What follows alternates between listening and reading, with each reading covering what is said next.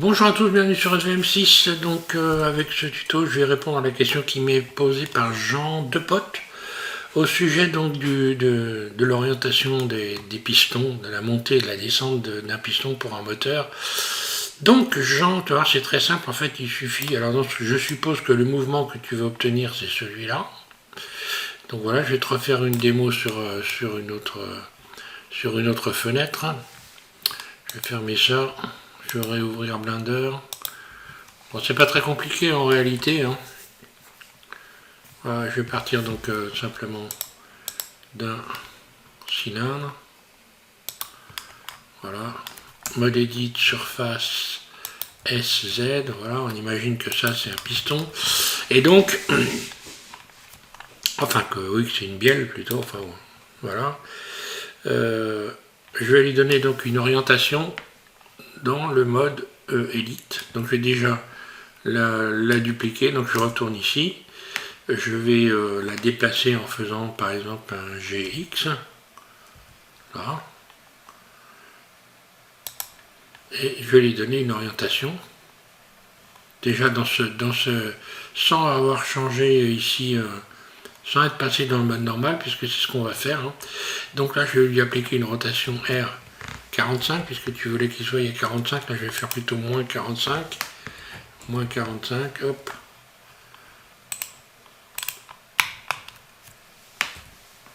R moins 45. Voilà. Puis je vais dupliquer Shift D et puis déplacer. Et là je vais faire un R 45. 90, oui bien sûr. R 90, voilà.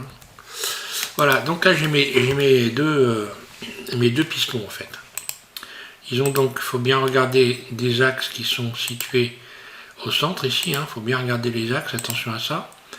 Et donc pour modifier l'orientation de montée et de descente, je vais aller là, dans normal, voilà, je clique sur normal, et là si je fais un GZ, celui-là il monte comme ça, et celui-là, GZ, hop là, GZ, voilà, il va monter dans le sens, voilà.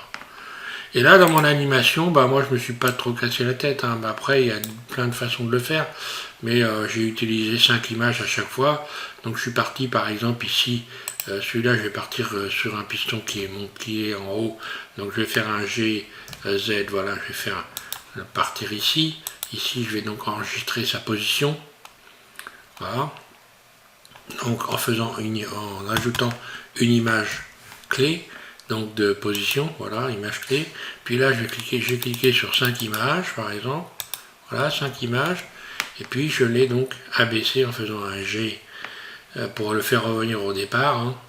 GZ, voilà, je le fais revenir ici au départ, donc forcément pendant ce temps là celui-là il va monter, donc simplement je me suis pas cassé la tête, là à chaque fois que j'ai fait 5 images, en fait lorsque je duplique les deux ici, Shift D, je les déplace, donc automatiquement mon piston va monter et descendre. Après je reviens ici, je sélectionne tout A, Shift D, et voilà. Et j'ai un repère sur la A, Shift D, voilà, j'ai un repère sur la timeline, ok, A, Shift D, et je déplace, voilà. Bon, il y a d'autres moyens de faire ça. Là, c'est vraiment le truc le plus basique, hein. Donc forcément, j'ai mon piston qui monte et qui descend.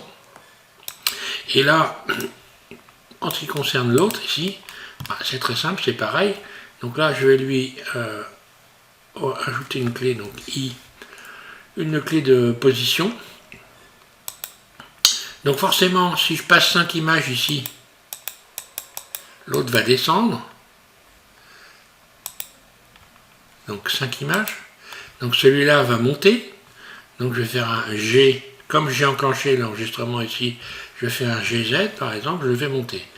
Donc là je ne calcule pas les distances, hein, mais bon voilà.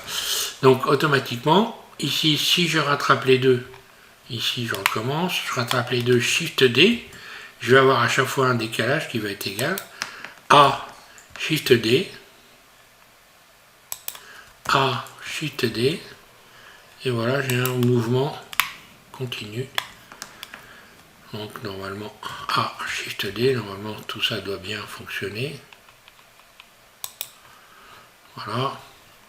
Puis je vais mettre mes images ici, ma fin à 100 images, voilà. Je ne vais pas y passer le réveillon non plus, voilà. Et donc voilà, dans la lecture, j'obtiens ceci.